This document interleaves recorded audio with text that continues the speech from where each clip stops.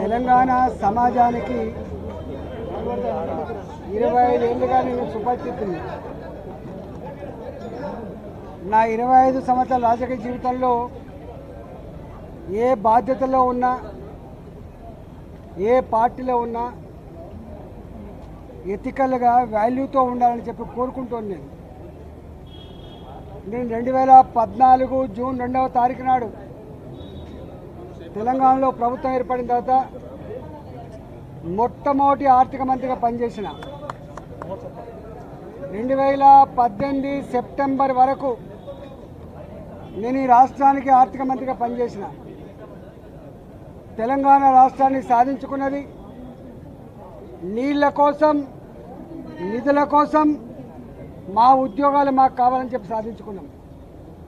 2005లో ఆనాటి ప్రభుత్వం జలయజ్ఞంలో భాగంగా తుమ్మిడిహట్టి చేవెళ్ల ప్రాజెక్టుని ఆనాడు ప్రపోజ్ చేసింది.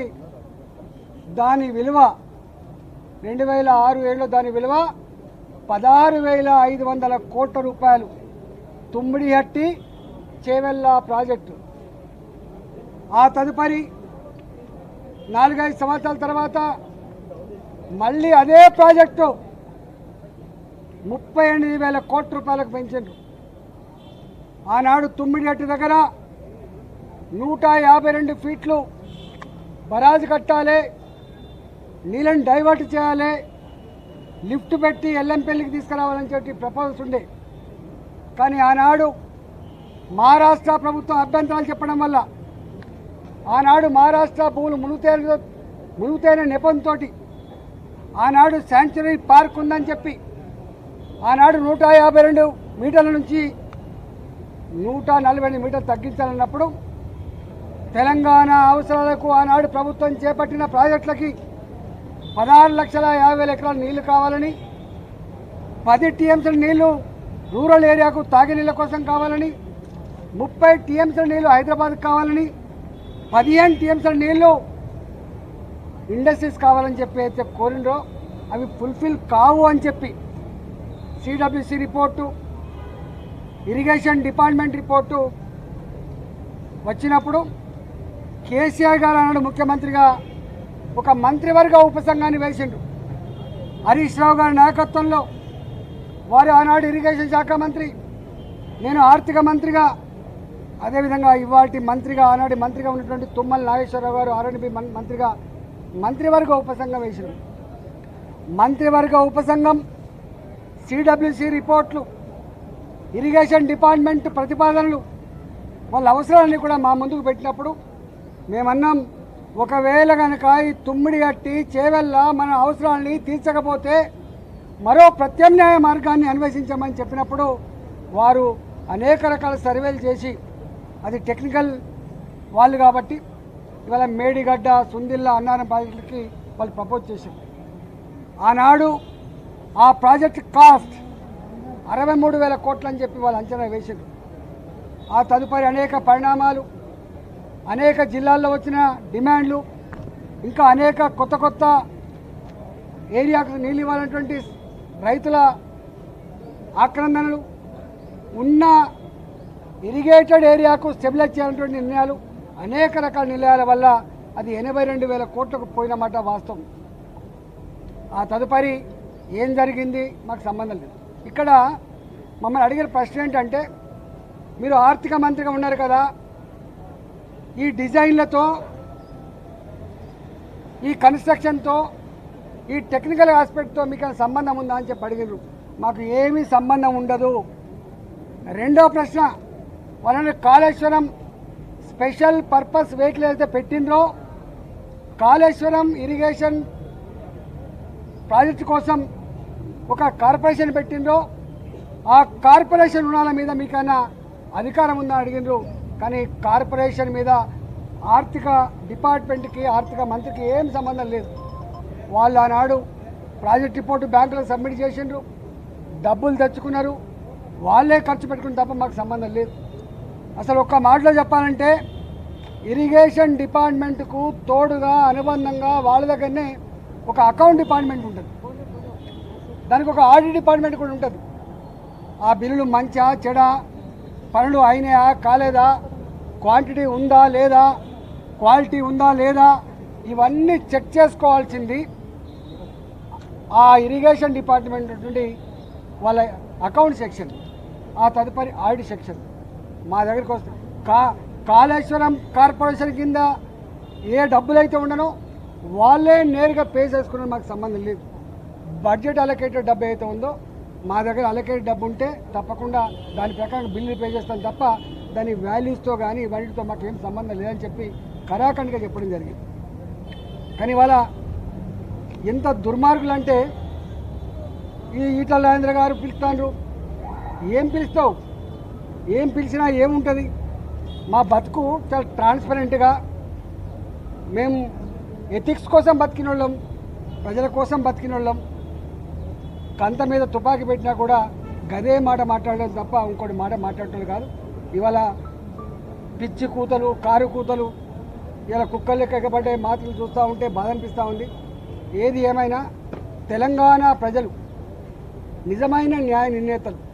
ఎవడు తప్పు చేసిండో, ఎవడు ఒప్పు చేసిండో వాళ్ళు నిర్ణయిస్తారు తప్ప ఇవాళ కొద్దిమంది బట్ట కాల్చి మీద చేసినంత మాత్రం మీకు అయ్యే ప్రసక్తి లేదు.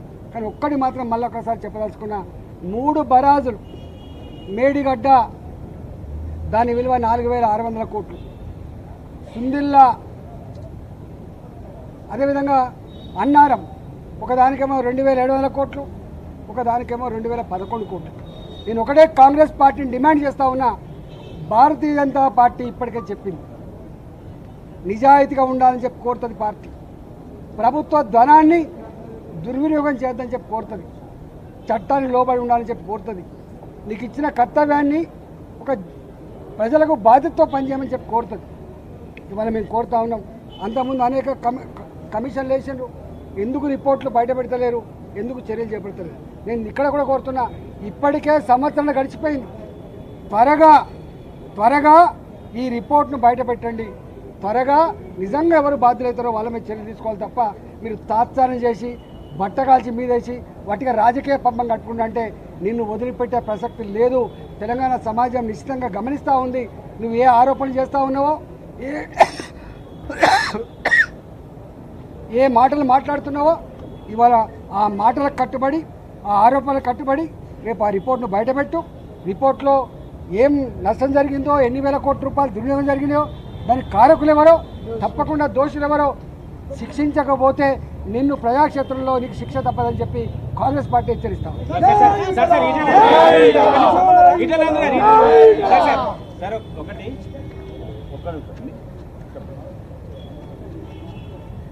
మీడియా సమావేశాల్లో ఈటల రాజేందర్ పదే కొన్ని అంశాలు చెప్పారు. కాళేశ్వరం ప్రాజెక్టు ముమ్మాటికి కేసీఆర్ తానే డిజైన్ చేసి తానే కట్టారు అని చెప్పారు.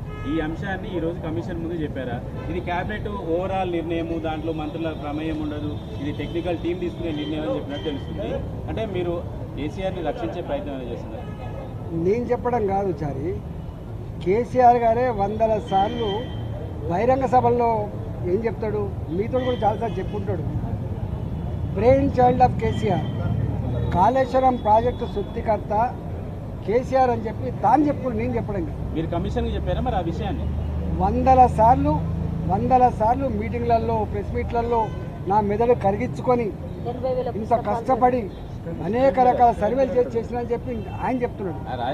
కానీ ఒక్కటి, కమిషన్ ముందు వెళ్ళినప్పుడు మాత్రము ఇది కేబినెట్ నిర్ణయము, టెక్నికల్ నిర్ణయము, టెక్నికల్ స్టాఫ్ తీసుకుంటుంది, మాకు రాజకీయ నాయకులకు సంబంధం లేదంటే ఒక రకంగా మీరు కేసీఆర్ని బయటపడే ప్రయత్నమే కదా.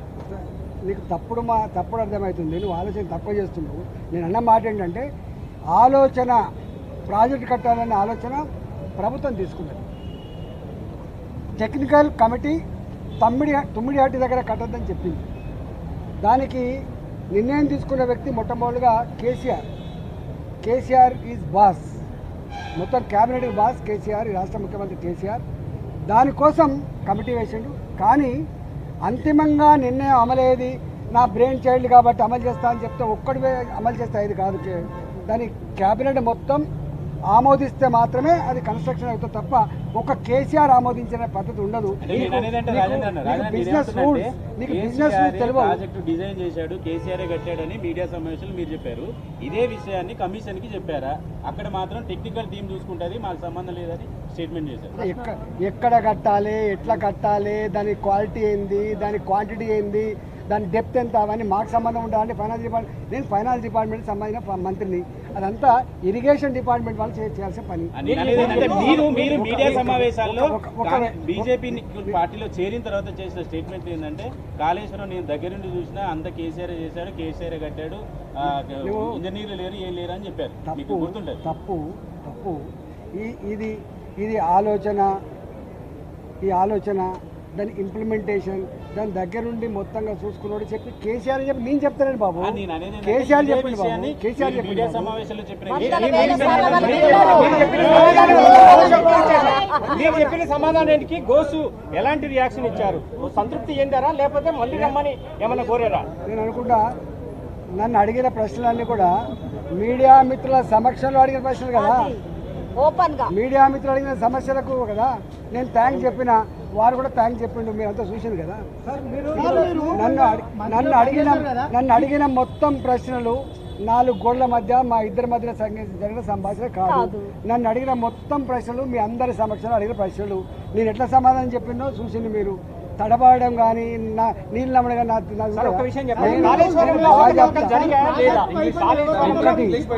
కాళేశ్వరంలో అవకతవకలు జరిగాయా లేవా? మీ దృష్టికి ఏమైనా వచ్చాయా? నేను ఏమంటున్నా, ఘోష్ గారి కమిటీ అనేక వందల మంది ఇంజనీర్లతో వాళ్ళు సమావేశమై వాళ్ళు మొత్తం తీసుకున్నారు. వారికి ఒక్కటి అర్థమైపోయింది, ఇవి ఇంజనీర్లను ఎవరు ఆదేశించిండ్రు నీళ్లు స్టాక్ పెట్టమని, ఇంజనీర్లు ఎవరు ఆదేశించిండ్రు ఇట్లా కట్టమని, ఇంజనీర్లు ఎవరు ఆదేశించిండ్రు ఇంత తొందరగా కట్టమని చెప్పి ఆ దగ్గర ఉన్నాయి. నేనేమంటున్నా, ఘోష్ గారి కమిటీ రిపోర్ట్ని వెంటనే బయటపెట్టి దోషులను శిక్షించమని కోరుతున్నాం. ఈటలో ఉంటాడు ముఖ్యమంత్రి.